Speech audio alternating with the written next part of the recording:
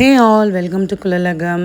இந்த 40 நாள் எப்படி போச்சுன்னே தெரியல. நாத்தனார் இன்னைக்கு ஊருக்கு கிளம்பி ஆகணும். ஸோ அவங்களுக்கு ஃப்ளைட்டு கோயம்புத்தூரில் இருந்து தான் அப்படின்றனால அவங்கள சென்ட் ஆஃப் பண்ணுறதுக்கு அத்தை மாமா அப்புறம் அவரும் பாப்பாவும் கிளம்புறதா தான் பிளானு.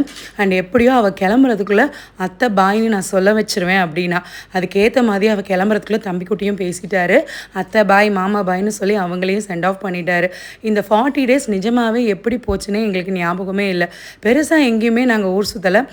இந்த டைம் அவங்க நம்ம வீட்டில் இருந்த பாதி நாளுமே நாங்கள் பால்வாடி கூட போகல. ஸோ அவங்க அடுத்து எப்போ வருவாங்க அப்படிங்கிறது நம்மளுக்கு தெரியாது இல்லையா. தம்பியும் முடிஞ்ச அளவு அவங்க அத்தை கூடயே இருக்கட்டும் நானும் விட்டுட்டேன்.